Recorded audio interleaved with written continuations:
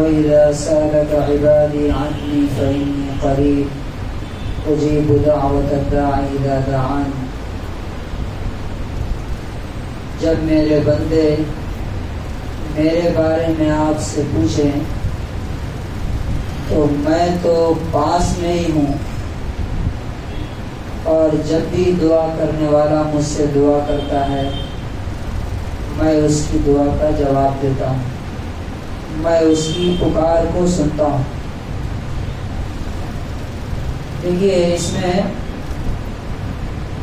پہلی چیز جو ہمیں سمجھنی چاہیے دعا کے بارے میں وہ یہ ہے کہ اللہ تعالیٰ نے اس میں کوئی ٹائم باؤنڈ نہیں کیا ہے کہ آپ وضو کی حالت میں دعا کریں گے تبھی اللہ قبول کرے گا، مسجد میں کریں گے تبھی قبول کرے گا. نہیں، آپ بیٹھ کے کریں گے تبھی قبول کرے گا. اللہ تعالیٰ کہتا ہے کہ جب بھی جہاں بھی کھڑے کھڑے، لیٹے لیٹے، بیٹھے بیٹھے.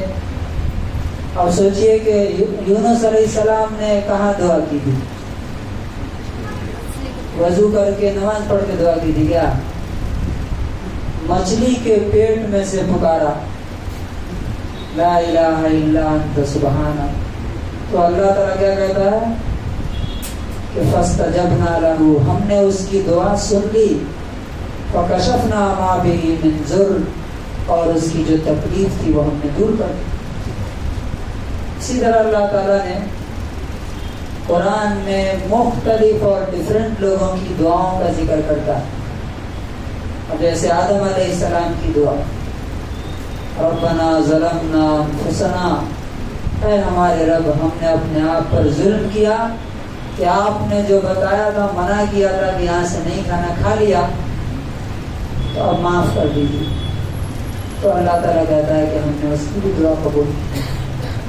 تو پہلا پوائنٹ یہ ہے کہ ہمیں دعا کرنے کے لیے انتظار کرنے کی ضرورت نہیں ہے، بلکہ جس کنڈیشن میں ہیں، جہاں بھی ہیں، آپ کو لگتا ہے کہ کوئی مشکل پیش آ رہی ہے، کوئی پریشانی ہو رہی ہے، کوئی ٹینشن ہو رہا، تو فوراً دعا کیجیے کہ اللہ مجھے یہ تکلیف ہو رہی ہے، مجھے یہ ٹینشن ہو رہا ہے، سمجھ میں نہیں آ رہا میں کیا کروں، کہاں جاؤں، کس کو بتاؤں. آپ کو میں بتا رہا ہوں، آپ سے میں مدد مانگ رہا ہوں، آپ میری اس مصیبت میں مدد کی.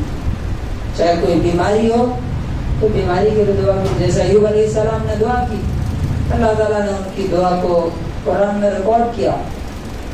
وَاذْكُرْ عَبْدَنَا أَيُّوبَ إِذْ نَادَىٰ رَبَّهُ أَنِّي مَسَّنِيَ الضُّرُّ وَأَنتَ أَرْحَمُ الرَّاحِمِينَ.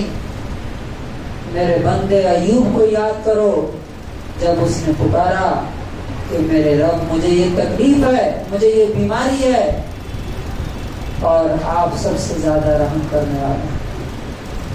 تو اللہ تبارک و تعالیٰ نے کہا کہ ہم نے اس کی دعا سنی اور اس کی تکلیف اور بیماری ہم دور کر دی. دوسری چیز یہ کہ آپ دعا کرتے سمے محسوس کیجئے کہ اللہ تعالیٰ میرے پاس ہے. وہ عرش پہ ہے، لیکن عرش پہ ہوتے ہوئے بھی ہمارے قریب ہے وہ. اور کتنے قریب ہے وہ؟ کل آپ کی آیت سامنے آیت پڑھ کے میں نے بتائی کہ یہ گردن کی رگ سے زیادہ قریب ہے. تو ہمیں بیچ میں کسی میڈیٹر کی، کسی عالم کی ضرورت ہے. اور بہت سے لوگ آ کے بولتے ہیں مولانا آپ دعا کر دیجیے. آپ دعا کیجیے، ہم گنہگار آدمی ہیں، ہم کیا دعا کریں.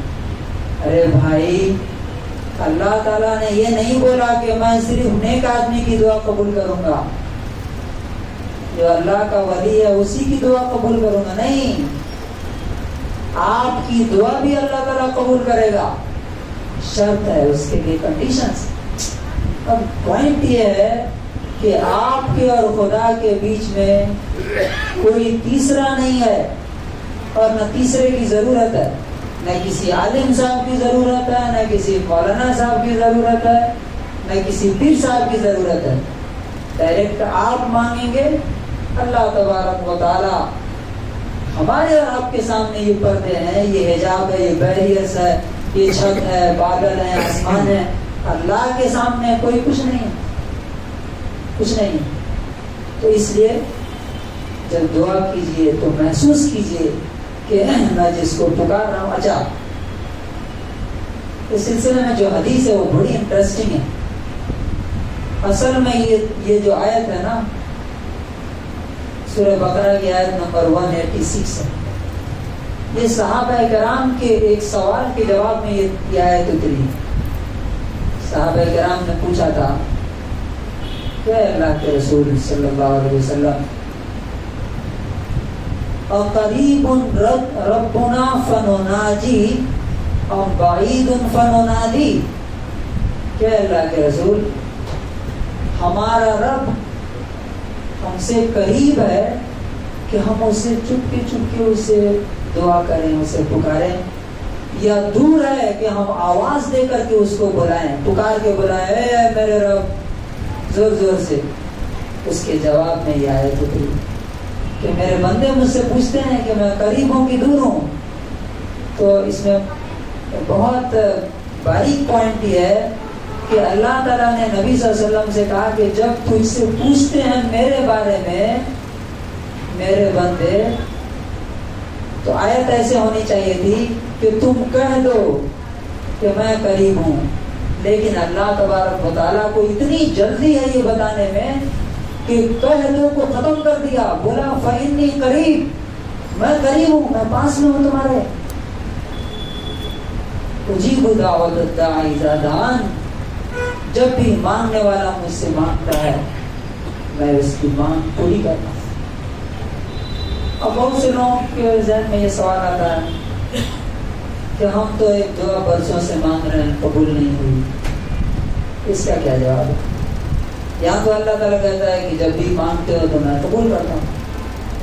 تو اس کا جواب حدیث میں نبی صلی اللہ علیہ وسلم نے دیا ہے، دوسری حدیث کہ جب آپ دعا مانگتے ہیں تو تین چیزوں میں سے ایک چیز ہوتی ہے، یا تو اللہ تعالیٰ وہی چیز آپ کو دے دیتا ہے، مثلا میں نے کہا کہ اللہ مجھے کروڑ پتی بنا دی، تو ہو سکتا ہے کہ اللہ تعالیٰ کروڑ پتی بنا دے۔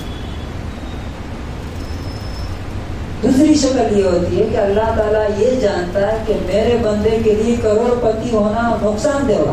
اب جیسے میرا بچہ چھوٹا ہے، مجھ سے بولتا ہے کہ ابا 10,000 روپے چاہیے، تو کیا آپ دے دیتے ہیں؟ کیا نہیں دیں گے؟ آپ بولیں گے کہ جا کر کے برباد کر دے گا، نقصان اٹھائے گا۔ تو اللہ تعالیٰ جب یہ سمجھتا ہے کہ میرے بندے کی یہ دعا اس کے حق میں اچھی نہیں ہے، تو کیا کرتا ہے؟ اس کے بدلے میں دنیا کی کوئی مصیبت دور کر دیتا ہے۔ کوئی مصیبت آنے والی ہوتی ہے اسے اللہ تعالیٰ ٹال دیتا ہے، ہٹا دیتا ہے۔ اور تیسری چیز یہ ہوتی ہے کہ اللہ تعالیٰ اس دعا کو رکھ لیتا ہے اور قیامت میں اس کا ثواب اور اس کا بدلہ عطا فرمائے۔ تو آپ سوچیے کہ ہر حال میں ہمارے ہاتھ میں لڈو، قبول ہوئی دعا تب بھی اور نہیں ہوئی تب بھی۔ لیکن اس میں ایک اور پوائنٹ یاد رکھنا چاہیے کہ آپ کو کبھی بھی مایوس نہیں ہونا چاہیے۔ سال بھر سے دعا کر رہا ہوں نہیں قبول ہوئی، 20 سال سے کر رہا ہوں نہیں، ہو سکتا ہے کہ 90 ایئرس میں جا کے قبول ہو۔ ابراہیم علیہ السلام کی دعا کتنے سال میں قبول ہوئی؟ 90 سال، 90 سال میں جا کے ان کو اولاد ملی۔ ہو سکتا ہے کہ دنیا میں قبول نہ ہو بعد میں۔ تو اللہ تعالیٰ سے دعا کہ اللہ تعالیٰ ہمیں یقین عطا فرمائے کہ اللہ دعائیں سنتا ہے، وہ ہمارے قریب ہے، ہمیں سلیقہ اور طریقہ عطا فرمائے، اور ہمیں ہر حال میں اسی کے سامنے ہاتھ پھیلانے کی توفیق نصیب فرمائے۔